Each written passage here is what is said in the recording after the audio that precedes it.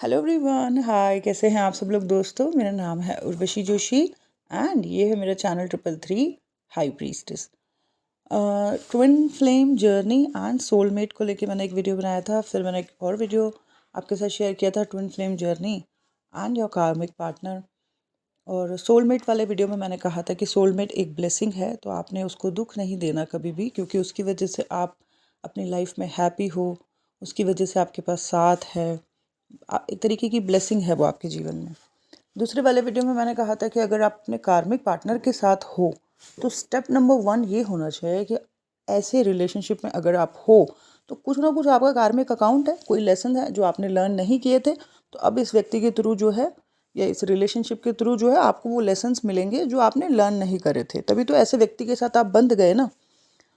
तो step number 1 मैंने यही कहा था कि आपको जो है खुद पे काम करना है, खुद की वाइब्रेशंस को हाई करना है। और यहीं पे मैंने इस वीडियो को छोड़ दिया था। तो बहुत सारे लोगों ने कहा कि येस डेफिनेटली, कुछ लोगों ने कहा कि येस हमने जब खुद के ऊपर काम किया तो जो कार्मिक कनेक्शंस थे हमारे साथ जुड़े हुए वो चेंज भी हुए हैं। और ये चीज़ मैंने अपनी पर्सनल लाइफ में भी देखी है। मेरे साथ भी जो लोग थोड़े कार्मिक थे पहले, लेकिन मैंने देखा कि जैसे जैसे मेरी वाइब्रेशंस हाई हुई, जैसे जैसे मैंने अपनी पोटेंशियल्स को अंडरस्टैंड किया, जैसे जैसे मैं कोडिपेंडेंसी से बाहर निकली, मैंने देखा कि वो लोग जो कभी मेरे ऊपर हावी होते थे, अचानक से वो लोग जो है बहुत ज़्यादा काम डाउन, रिलैक्स और बहुत ही ज़्यादा सोलमेट्स जैसे हो गए मेरे साथ, और अभी भी हैं। और काफ़ी उनमें परिवर्तन आया है। तो ये चीज़ बड़ी कमाल की मैंने देखी कि बाहर मैंने किसी व्यक्ति के साथ लड़ाई नहीं करी, उसको ब्लेम नहीं किया, मैंने कंप्लेंट्स नहीं करी, मैंने सिर्फ अपनी पोटेंशियल्स को अंडरस्टैंड किया, खुद पे काम किया, देखा कि कहाँ कहाँ काम करने की ज़रूरत है, कौन सी जगह है जहाँ मैं कोडिपेंडेंट हो रखी हूँ। उन सभी जगहों पे मैंने काम किया और मैंने देखा कि 95% लोग चेंज हो गए। इवन अब उनको मुझसे मदद चाहिए, वो मेरे पे डिपेंड हो गए हैं। बताओ, कई सारे लोग जो मेरे कार्मिक्स थे। अब मैं हाईलाइट नहीं करना चाहती कि कौन कौन कौन कौन, लेकिन काफ़ी सारे। ओके, सो बेसिकली जब हम लो वाइब्रेशन में रहते हैं तो हर कोई हमें दुखी करता है, हमें सुनाता है, परंतु जैसे ही हम अपनी पावर में आने लग जाते हैं, अपने आप ही सब बिल्कुल ही शांत होने लग जाते हैं। तो सबसे पहला स्टेप नंबर 1 तो डेफिनेटली ये है ही कि आपको अपनी पोटेंशियल्स को अंडरस्टैंड करना है, अपनी वाइब्रेशन को हाई करना है। अब कई लोग एक मुझे पूछते हैं कि बड़े सिली सा क्वेश्चन मुझे पूछ देते हैं, मैडम वाइब्रेशंस कैसे हाई करनी है। तो अगर 700 से ज़्यादा वीडियो मैंने इस चैनल पे बनाए हैं और पता नहीं हर दूसरे वीडियो में मैंने ये कहा है कि वाइब्रेशन को हाई करना है, आपने बेसिक प्रैक्टिसेस ऐसी करनी है जो कहीं ना कहीं आपको पॉजिटिव करती हो। हर व्यक्ति की अपनी प्रैक्टिसेस डिफरेंट डिफरेंट प्रकार की हो सकती है, पर फिर भी इतना कुछ बोलने के बाद, 700 से ज़्यादा वीडियो बनाने के बाद भी कई बार इस तरीके के क्वेश्चंस आते हैं, तो आई वाज लाइक सरप्राइज कि ये क्या कह रहे हैं। अगर इतना बेसिक भी नहीं पता तो फिर तो अभी दिल्ली बहुत दूर है, आपकी तो यात्रा फिर अभी बहुत लंबी है।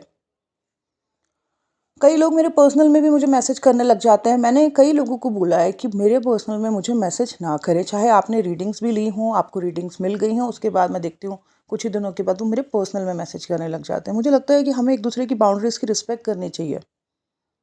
इस बाउंड्री सब्जेक्ट को लेकर मैं एक अलग सा वीडियो बनाऊंगी, जिसमें मैं समझाऊंगी कि कई बार हमारे रिलेशन कितने ख़राब हो जाते हैं, हम अच्छे लोगों को खो देते हैं क्योंकि हमें हमारी बाउंड्रीज पता नहीं होती हैं। वो एक अलग सब्जेक्ट है, उसके ऊपर एक अलग वीडियो बनाऊंगी।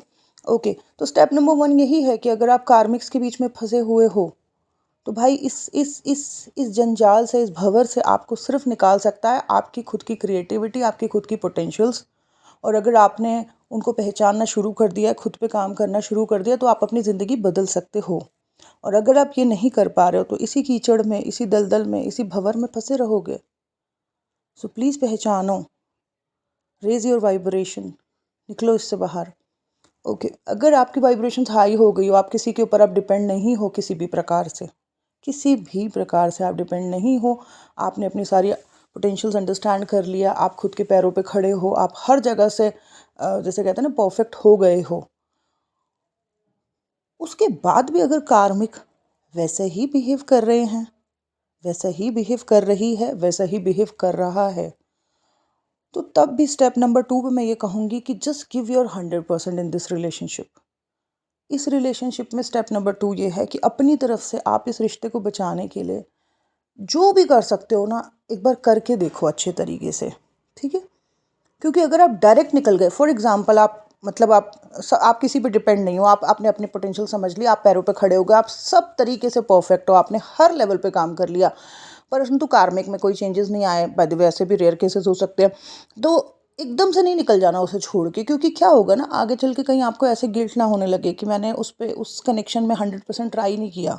शायद मेरे पास बड़े क्लाइंट्स आते हैं, वो कहते हैं कि मैम अगर आप शायद हमें पहले मिल जाते तो शायद हमारा रिश्ता बच जाता, आपकी एडवाइस या गाइडेंस अगर हमें पहले मिल जाती तो शायद हमारा रिश्ता बच जाता, हमने ना आखिरी ट्राई नहीं किया था अपने रिलेशन को बचाने में।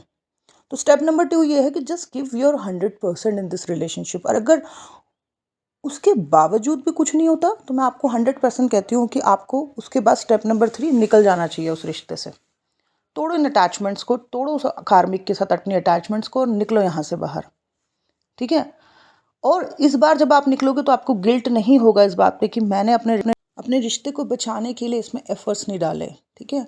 तो स्टेप नंबर 1, अगर आप कार्मिक के साथ हो तो raise your vibration. Step number 2, कि अगर फिर भी कार्मिक चेंज नहीं हो रहा है या हो रही है, फिर भी आप जितना भी कर सकते हो उस रिश्ते को बचाने के लिए एक लास्ट ट्राई ज़रूर करो, अपने एफर्ट ज़रूर डालो।